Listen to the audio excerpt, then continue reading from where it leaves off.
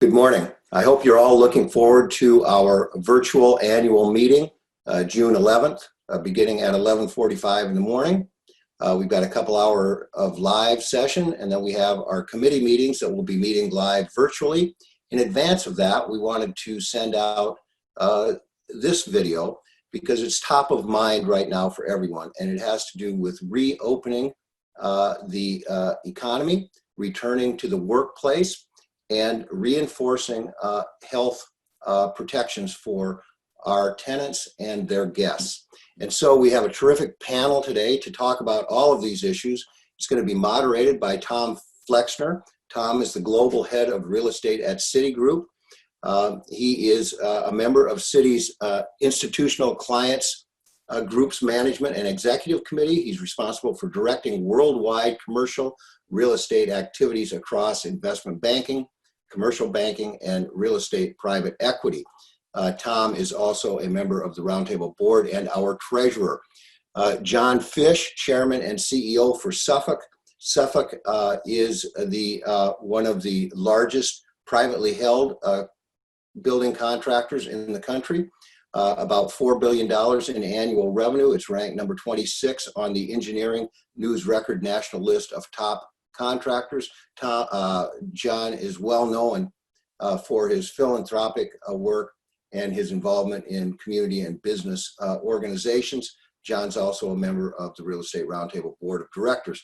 Diane Hoskins is the co-CEO for Gensler, one of the world's largest design and architectural firms that works with many people in our industry. She leads a workforce of about 7,000 employees in 120 plus countries around the world, and we're delighted that she's joined us today. Jodie McLean is also with us. Jodie is the CEO of Edens. Edens is one of the nation's leading private owners, operators, and developers of retail real estate. She's been with Edens for 25 years, and she has established herself as one of the key players within the company's growth over that time period, and as CEO is taking them even further into the stratosphere. So Jodie is also a member of the Roundtable Board of Directors. Thank you for joining us, Jodie. And finally, we have Owen Thomas. Owen is the CEO of Boston Properties, obviously one of the largest and most well-known owners, operators, developers of Class A office in America, in all the major cities in America. And we're glad to have Owen join us. So take it away, Tom, where the topic again is reopening the economy, returning to the workplace, and refreshing and reinforcing health protections for our tenants and our workers. Take it away, Tom. Thank you very much, panel. The name of this panel, for lack of a better word, was the reopening panel, which could apply to, Broadway as well as it could apply to real estate. But it's remarkable that we're actually, having a panel on how to get America back to work and back to shopping. And I would just preface this by saying that it's not about getting America back to work, because America's been working remotely, and we're going to be talking about that, but it's how to get them back to the office. Okay, understanding that, as I think Diane will be able to address, the majority of the workforce wants to be in the office. They prefer to be in the office. Now, maybe this has taught them that they can work effectively at home as well, and maybe they aspire to a slightly different office home trade-off in terms of days per week and so forth. But I think this is probably the number one issue that the CEOs I talk to, the tenants I talk to, average consumers are thinking about is, what is a new normal, quote unquote, going to look like? How much has behavior been altered on a long-term basis? And what are the implications for the real estate industry, particularly office, hotel, and retail? So I'd like to kick it off by asking my first question to OT, which is, how you doing? How are your properties doing? How are rent collections doing? How are tenant conversations doing? And do you have reason for optimism based on all that? Yes, we do have great reasons for optimism, and I think we're doing well given the circumstances. Just to kind of dig into your question a little bit more, all of our buildings have remained open throughout the pandemic, but given government regulations, which has required everyone to work from home or work remotely, except for essential workers, the occupancy in the office buildings has been about 5% or less. That's starting to change. In Boston opened last week, and there's a cap at 25% occupancy. But our customers are starting to come back. I think they're excited about it. But again, the government, for very good reasons, is putting some caps on what occupancy can be. In terms of collections, we've been collecting about 97% of our office rents. So our office customers are, doing well.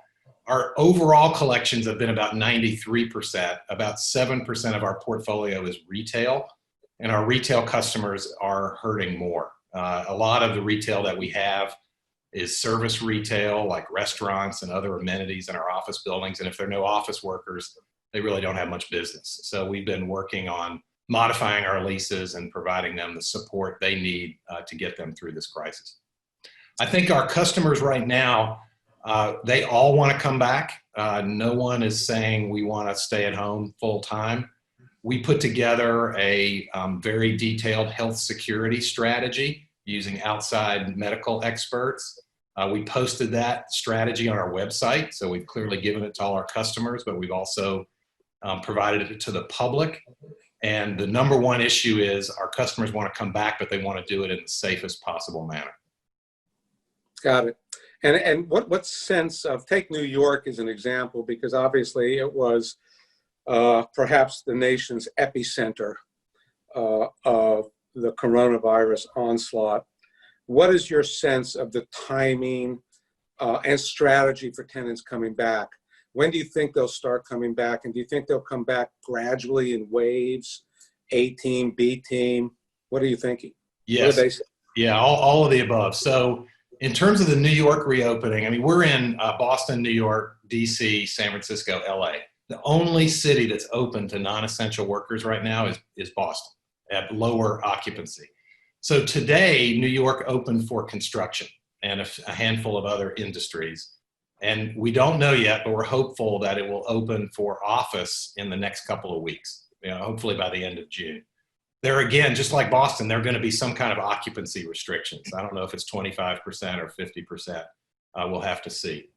All of our tenants, as well as ourselves, are prepared for this. We're working on our procedures, our health security measures that I mentioned, and we're going to be ready to welcome our customers back to the buildings. I do think another issue in New York, Tom, that you didn't mention, in addition to New York being by far and away the hardest hit city in our country, if not the world, I think the other issue is public transportation. Yep.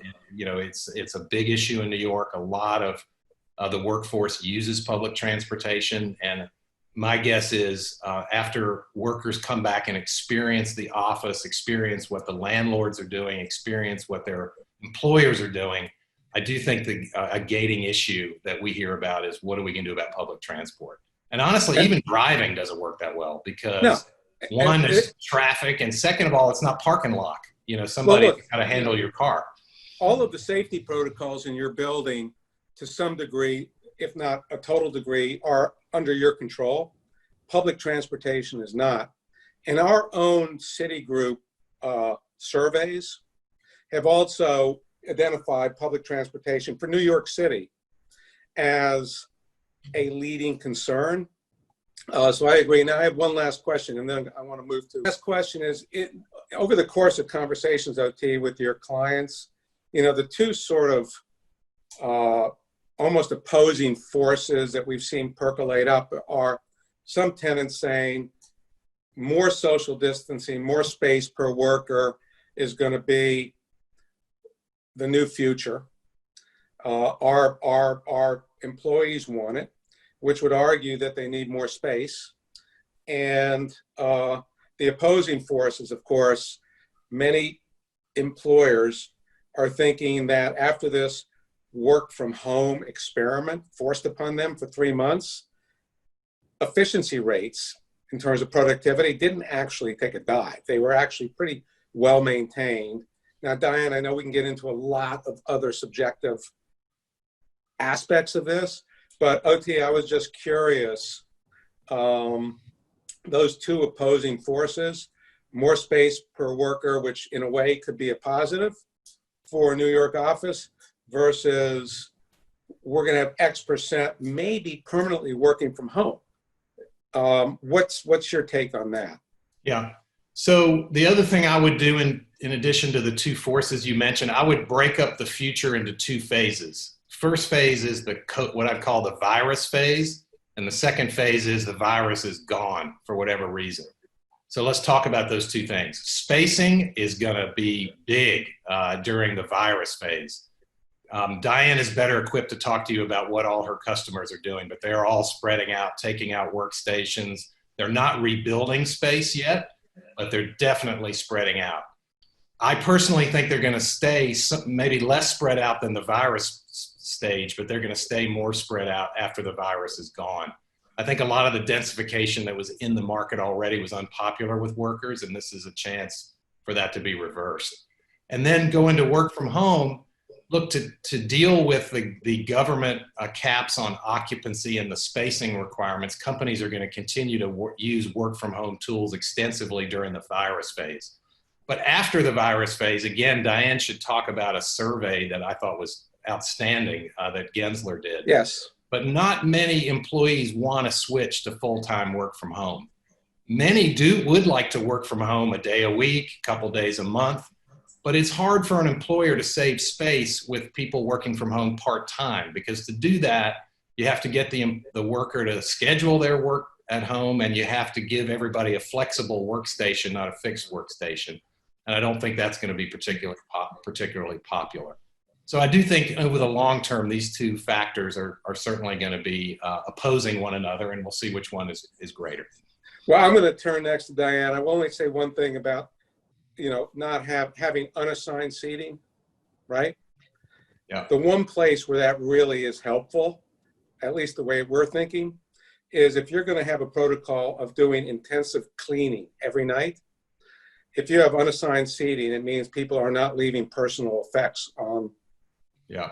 And it makes it a much, much more efficient and easier and less expensive job to do the cleaning. But Diane, let's move to you. For the record, this is Diane Hoskins, not Diane Gensler. She's also on your board, isn't she, OT? Yes, she is. Very proud. You're a lucky man. We are. And so, Diane, I've seen the terrific 2020 survey you did. You surveyed a broad cross-section of employees, millennials and boomers across a dozen industries and so forth, and came up with some pretty definitive bifurcations of how different generations are feeling, and overall the sense of work from home versus work from work. Maybe you could take us through some of those highlights. Sure. Tom, thank you. It's great to be part of this terrific conversation, because this is certainly the #1 conversation that we have been having with our clients probably since, the pandemic and the quarantine started, and everyone kind of got over the first move, which was, can we work from home? And, again, like everyone else, I think we all answered that with yes. And, we were thrilled to be able to use these incredible technologies. In fact, at Gensler, we use these technologies all the time in the office, because we work with people that are scattered in 40, 50 offices around the world all the time. But, again, I think we were all very proud of this kind of, we're working from home now, and obviously for all the right reasons. Just to kind of set a context, over the last, 10 to 15 years, we've been doing surveys of US workers and actually workers around the world to understand the trends of, you know, effectiveness of workplace, productivity in the workplace, all of the dynamics that we've all witnessed over the last many years, because it's all been changing so quickly. And so once, you know, the quarantine started, we looked at each other and said, let's survey people while they're in the quarantine, and to really understand what's going on, how's it working, what are people thinking, et cetera, et cetera.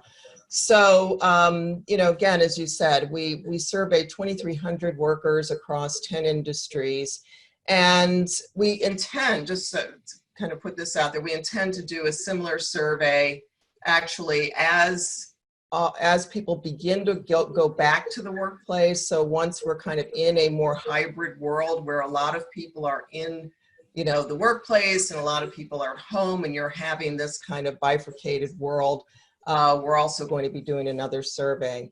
But our findings really showed very definitively that only 12% of people want to just work from home.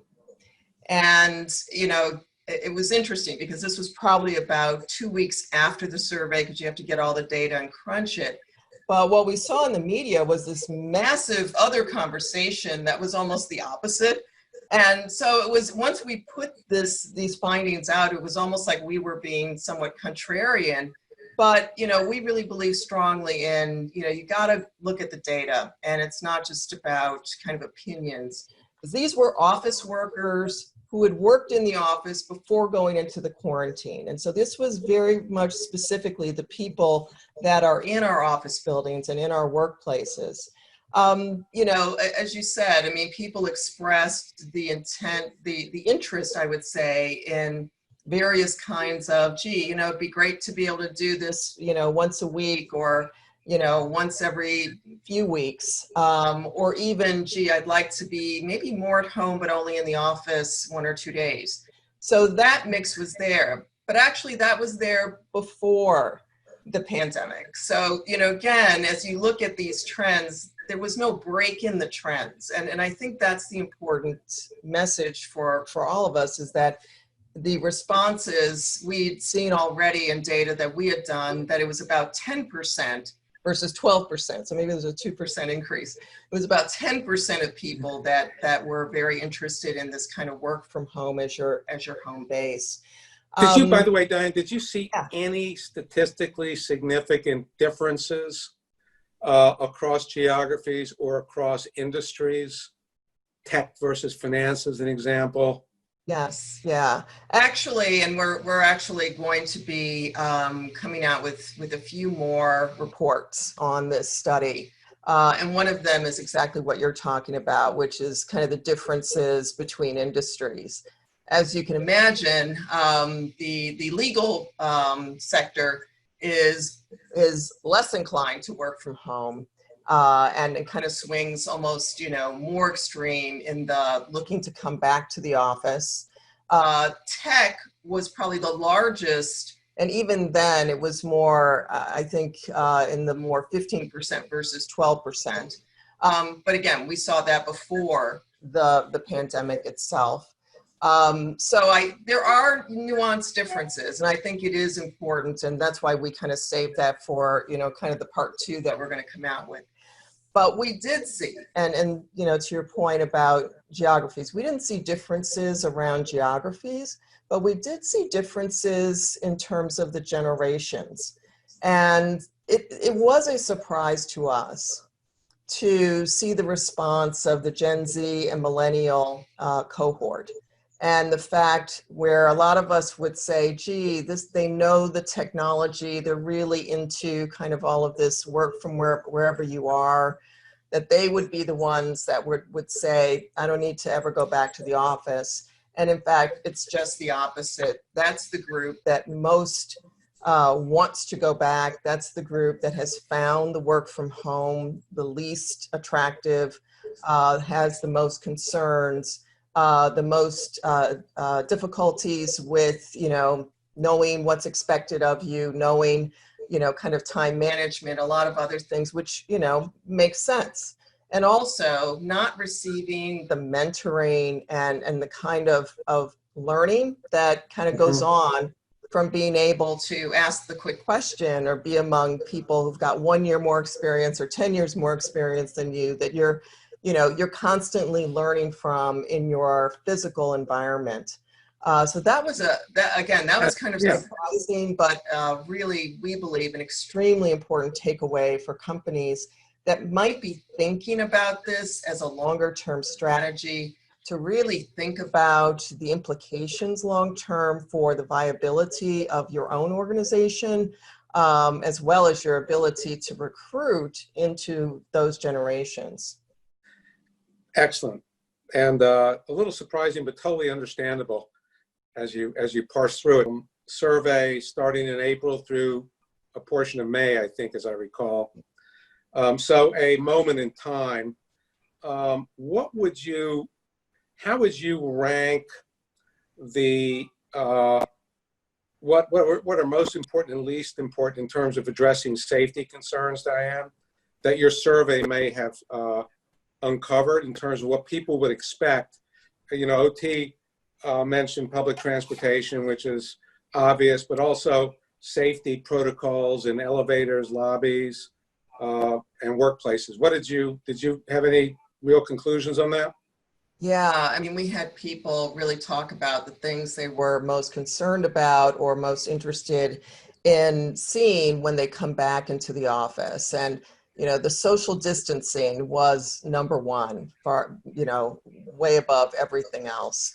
Cleaning protocols, not sharing workstations was a big piece of it.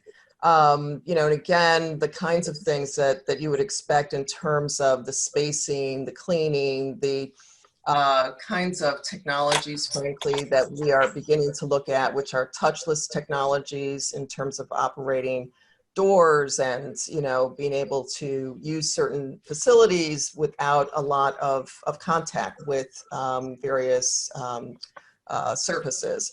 So, spacing is the biggest piece. And then as architects and designers and working with our engineers, we also know paths of travel are going to be extremely important, and even how air handling systems work within our spaces to be able to help to keep people safe. Thank you. And we'll get it. John Fish, who's CEO of SUFFOLK, is on the phone, and we'll get into that a little more later.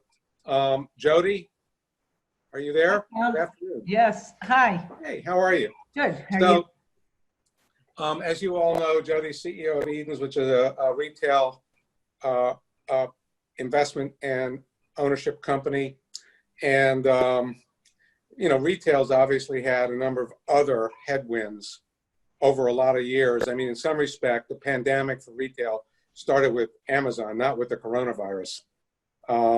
So you've been fighting that headwind now, coupled with the pandemic, which has forced, for a period of, 10 weeks or so forth, many shopping centers, malls in particular, but also small stores in strip and community centers to shut down. And I'd be very interested in, now that you're beginning to reopen in markets, right, and you may be going through phased reopenings, what are the actions that you think you need to take to get people to feel comfortable in coming back into a shopping environment? What indications are you seeing that people are just anxious to come back, for the interaction, for the shopping experience, et cetera, Jodie? All great questions. Let me just take these in order.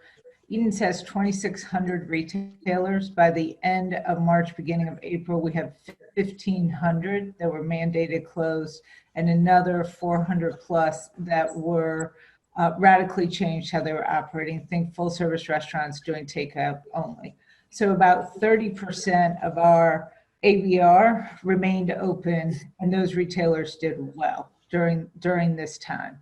We've now, out of the 1,500 that were mandated closed, we've opened back up about 850 retailers, primarily Southeast Texas and Colorado is who we've reopened so far. And we've seen, and I think we're going to see really wide difference in the Southeast. The first week or two was a little timid, but the people who showed up were there to buy. So less people in the door, but higher tickets. That since I would say has broken loose. This last week, we had a little bit of slowdown just with what was going on nationally, the discussions, the protests that were going on. But we've seen sales now in the Southeast creep close to 85 to 90%, Wow. and continuing to grow, which is positive. We're still not at last year, but they're continuing to grow. Texas has been a little bit slower, but following those same general trends. Colorado, it's really a little bit too early. So we're seeing fewer people show up. When they show up, they're there to buy. I don't think this is revenge. I think some of this is pent up, and some of it is that people want to be back into finding some normality in their life. They want to be part of a community. They want to see other people. I think we'll see a much slower trend in the Mid-Atlantic and the Northeast. In areas that have been more impacted in numbers, I think we're seeing the consumer be a little bit slower to return. Things that we're doing, some of it is obvious. We have signage throughout all of our properties, welcoming you back, loving our community, but asking you to respect personal space, asking you to respect social distancing. We have a lot of social distancing that's marked. We've taken a lot of our open air space. We're all open air, so we're not enclosed. We've converted, and we're closely with all of our municipalities to convert as much common area as possible for outdoor dining, for outdoor fitness. People want to be back. We've hired a third-party medical group to review all of our reopening to make sure we're doing the things that, number one, protect and allow for safety. We do have all the CDC regulations posted everywhere. We have hand sanitizing stations throughout all of our properties and hand washing stations to make people feel safe, but in a way where people also feel like they're coming back to humanity. That is the role that retail plays in our communities. And what we've seen is it's really vitally important. Tom, you talked a little bit about the trends. We were seeing trends beforehand. What COVID has done is accelerated. It's accelerated these trends by probably 36 to 40 months. So e-commerce obviously spiked during stay-at-home orders, but it's probably hit its 2023 level where it's going to level off now going forward. We're seeing it come back down. So I think we'll see e-commerce go from 11 to 12% to probably a 23%-ish run rate. So for us, it's an acceleration. We've seen the acceleration of, and we'll see the acceleration of the rationalization of retail. Things we saw coming into it, again, accelerated there probably by several years. We'll see that. And hyperlocalization, which is really coming out. The people want to feel a part of their community. Sure. Thank you. That was a great overview, Jodie. And another question, you know, there's an old proverb in real estate, which is, at the end of the day, landlords can't do better than their tenants, because, and that's especially true in retail, I think, right? So you've got national tenants, you've got regional tenants, you've got local tenants. Mm-hmm. How hard, how deep has the pain been?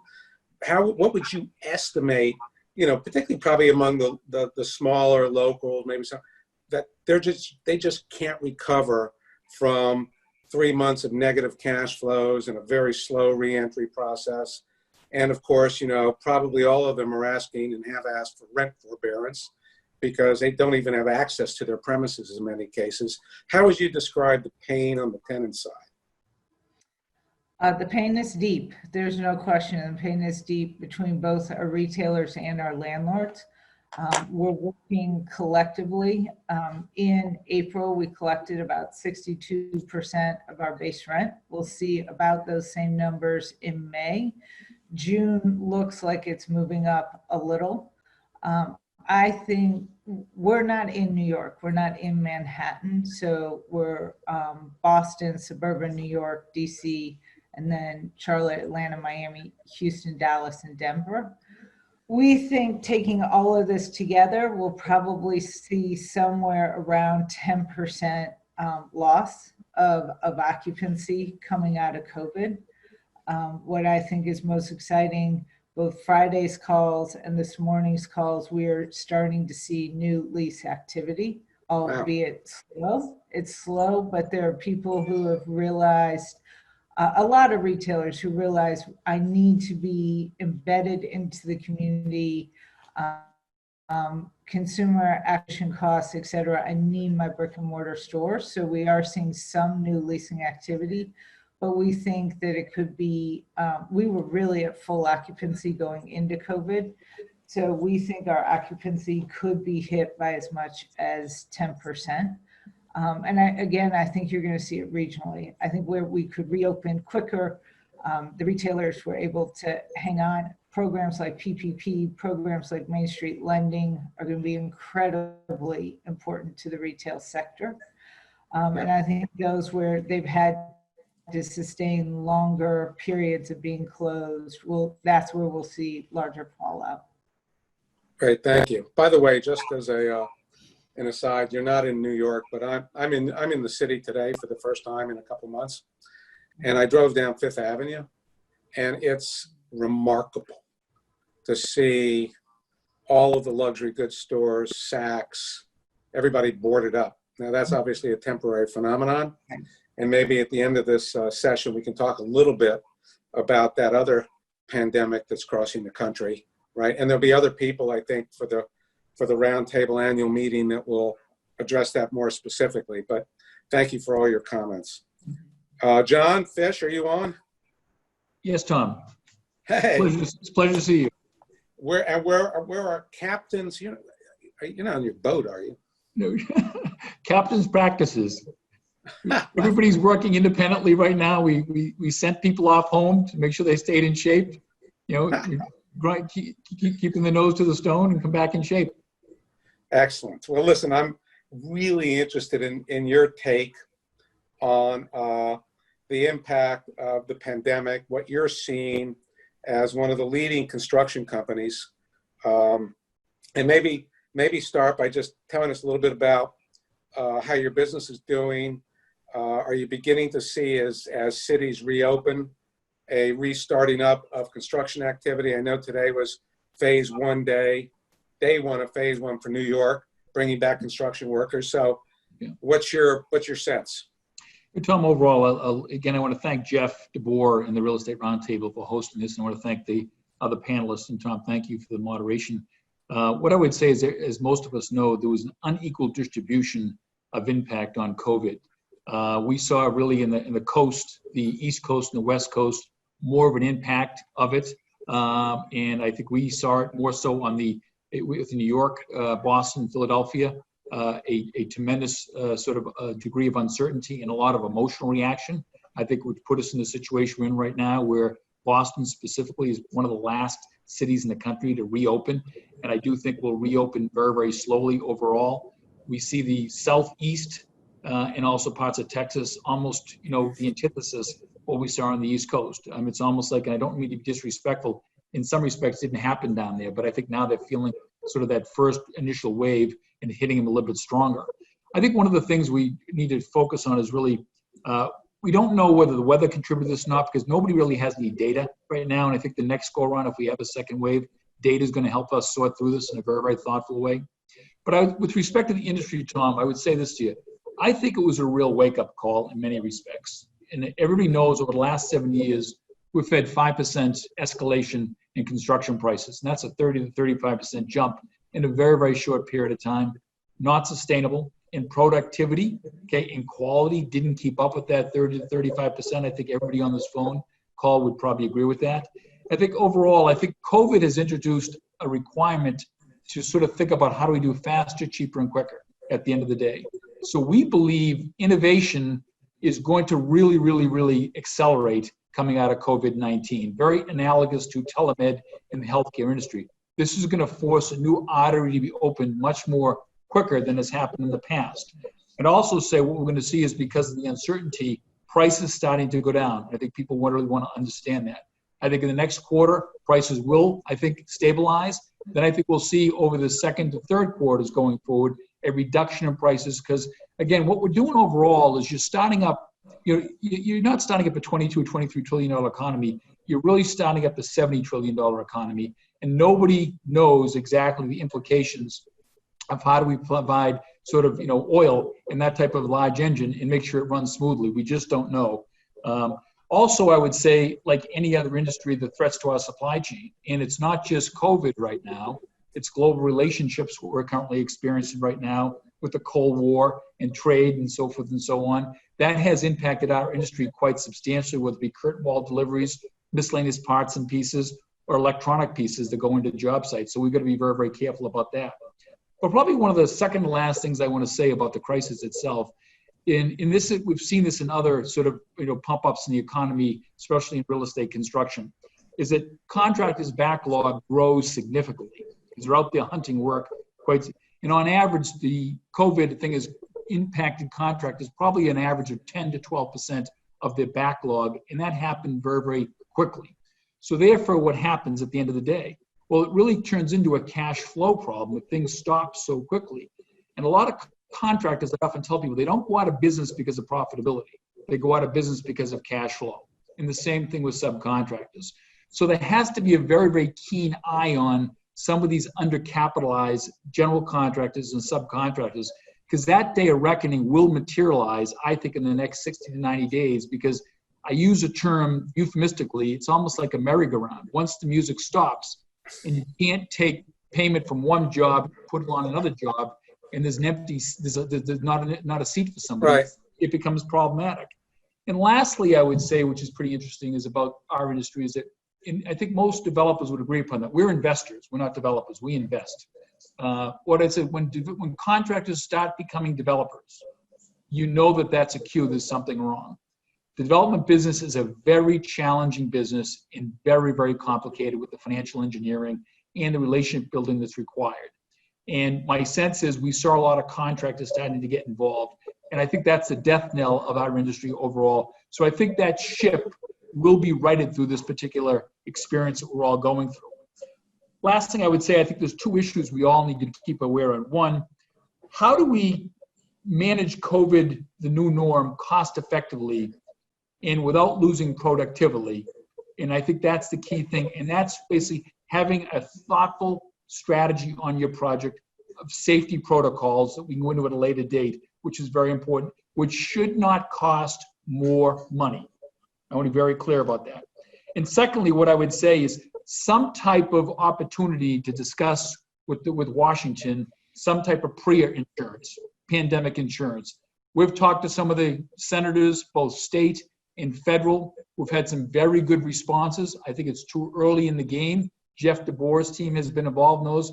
But there's no doubt in my mind, we cannot continue moving forward as thoughtfully and as aggressively as we want to as a country without some time of government assurance that if in fact, or when we do have this second pandemic, not the second wave, another pandemic in our lifetime, we have the opportunity to be protected. And I think that's at the end of the day what government is for. I'm not sure everybody would agree with me, Tom, but I do think those are great insights, John. And I have a couple of questions.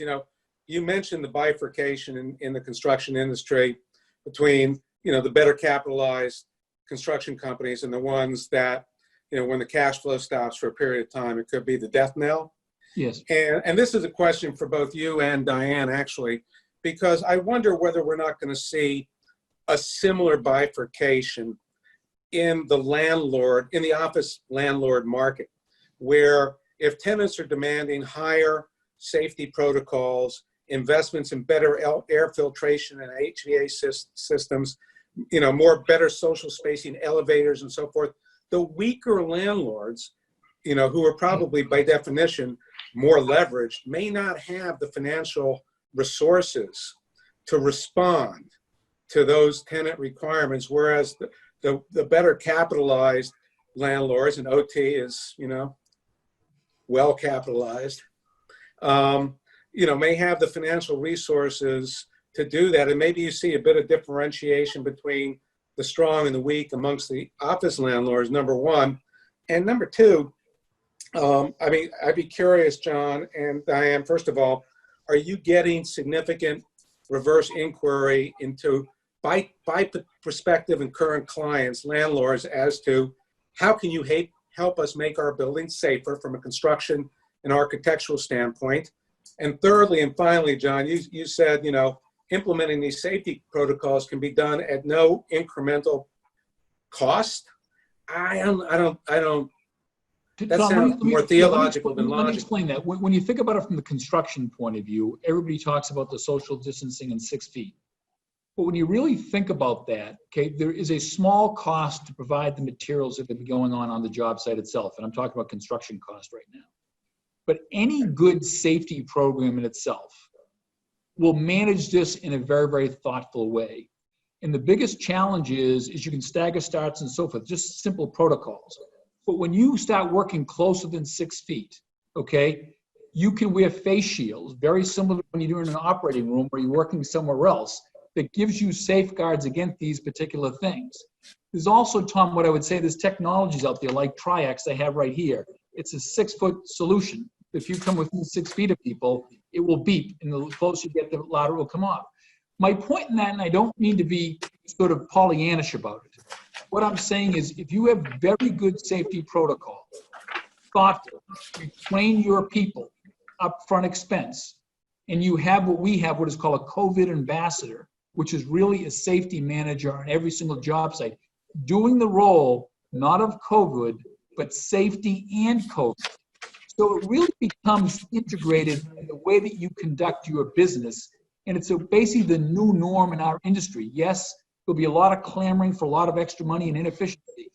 But my sense, if a contractor aligns himself with the developer and understands if the developer is going to get hurt by this, it's less work for the contractor. So how do you do your best from a training point of view and sort of a coordination? But let me explain one last thing from the construction business. I say this with deepest amount of humility.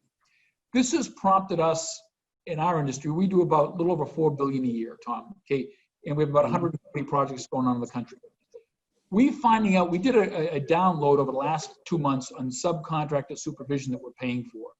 And we're finding out we're buying subcontractor supervision out of our subcontracts, but we're not getting the appropriate supervision that's really needed at the end of the day from a ratio point of view or a managerial point of view. And that's something that we're doing a deep dive into right now, because if we bought that supervision out, how do we leverage that supervision to ensure a safer, more productive job site that everybody is aligned in a thoughtful way? Great point. Diane? Sure. I mean, I agree with John. I think that right now there are kind of very cost-effective ways to achieve these, I call it the belt and suspenders safeguards, whether it's, devices like what John shared, or it's the footsteps that, you put on the floor in the elevator, or the device that you have there for people to touch the buttons without touching the buttons. So I think that there's going to be a lot of that in this short-term re-entry. I think it's the longer term where your point, Tom, starts to play out, and this idea of maybe the Class A buildings and other buildings, and I think at the end of the day, we are, I frankly believe that as a community, as a society, we can't let it happen again, right? It's just not worth it. It really isn't. And so you think about, so what are the other precedents to issues like this that we've had to deal with, especially in the built environment? And fire is one of those. I mean, fire didn't go away. In fact, fire used to burn down cities regularly. And it was the major threat to every piece of real estate. And so we, again, we develop fire codes, we develop prevention, and we develop suppression. And I think ultimately we're going to start seeing these things in the better buildings. And then eventually it will make its way into the codes. I mean, there will be testing of effluent. Sorry to put it on the, on the tape, but that is one of the first indicators of contagion. There's going to be suppression through sensors. There's going to be an elimination of certain kinds of HVAC systems that spread contagion more. They're going to start, we will start to find out through this next, whatever months, what are the best ways to contain the contagion and also the cost-effective ways. And it's, a lot of you have said, gee, this has fast forwarded some aspect of, what was happening. And we've all heard about smart buildings and, smart technologies being integrated into buildings. I think what we're seeing is that is now fast forwarded, and we're going to start seeing smart technologies become available in the next three or 4 months. It's like this, medical miracle of a vaccine in 3 months. We're going to see smart technologies that we've never heard of that actually are going to be available. And given that these issues are global, I think scale is going to happen so fast that we're going to see the prices drive down, just like we saw on, the photovoltaics, just like we saw on the LED lights. They were expensive at first. Now they're cheaper than incandescent. It's going to be the same thing with a lot of these touchless technologies, various HVAC systems, and other kinds of smart technology systems for buildings. Thank you. Thank you. So I have another question. We have a few more minutes, which I throw out to all of you because I'm interested in everyone's responses. Over the last week or so, I've been reading articles in the New York Times, the Wall Street Journal, that are really sort of focused on a growing, at least they claim it looks like a growing trend that would reverse the last sort of 30 years of urbanization. When I first came to New York in the 70s, the city was almost broke. The crime rate was peaking out, drugs, garbage. I loved the city back then because the music scene was really good. But all these other things were freaking out my bosses and the generation above me, and they started migrating to the suburbs. And these articles that I'm reading are picking up on a similar trend. Now, I don't know if they're sort of biased in who they're talking to and so forth, but they're almost saying maybe the pandemic is an inflection point, very much like, the crime and fiscal lack of discipline of big cities back in the 70s was an inflection point. I'd love to hear your ideas. Anyone who would like to chip in on that. So I'll start. Look, I think I go back to my comment earlier about the virus phase and the post-virus phase. In the virus phase, urban areas have a challenge. We talked about public transportation. There are going to be appropriate government regulations about occupancy. We've had demonstrations recently. So I think the virus phase is clearly a challenge. I continue to believe after the virus is gone and a lot of the safety issues that we've been talking about are less important, I continue to believe in the attractiveness and in the importance of our urban areas. I think in particularly young talent workers want to live in our country's cities. They want to live in cities all over the world. They want to be with each other. They want all the social experiences. They want the culture. They want the excitement of the city. And I think that's not going to change. I think that's where they want to go. And so I believe in the cities long term, and I think the employers will chase the talent into the cities, and the cities will continue to be an important location for many of our country's leading employers.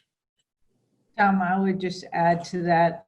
I do think we're going to see a little bit of dip during this reopening, but cities are interesting because of the people and because of the culture.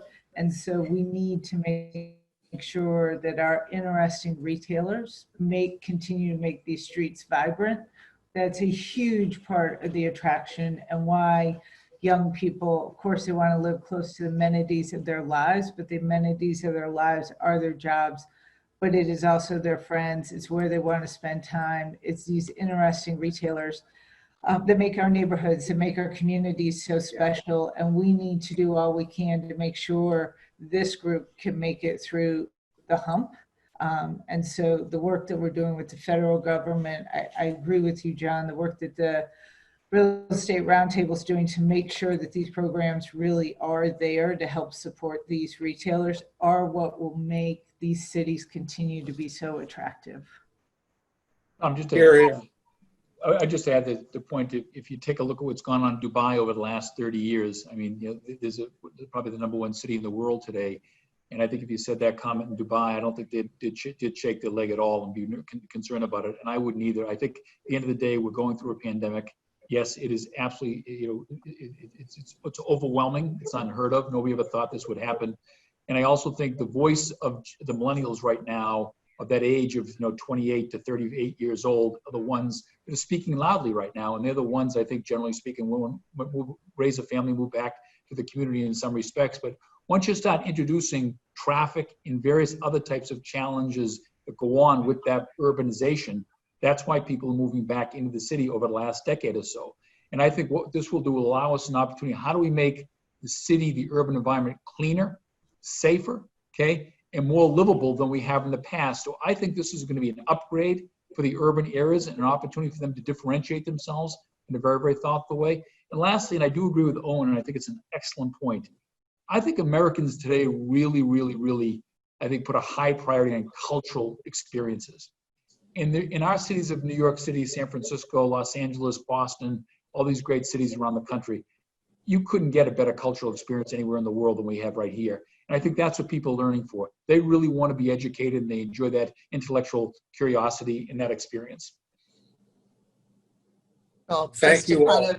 Just to kind of cap it off, I totally agree with everyone else about cities. But as John said, I think there is such an opportunity because it's been a moment to step back and to think about the parts we love and the parts that are challenging. And I think that, you know, we are creating a vaccine in 3 months on this thing. We can do whatever we want to do. We can fix the traffic. We can fix what's going on the subways. We can fix what's happening with our buildings. I think that we all ought to, you know, really realize that these problems aren't insurmountable. We're just coming through an almost insurmountable challenge, and we're getting to the other side. And let's be just as courageous with all the other challenges and make our cities fantastic. A great way of summarizing. Thank you, Diane. Now, we have about 5 minutes left, which we don't need to use. Does anybody have a question which I haven't asked that they think there should be an answer for on this panel?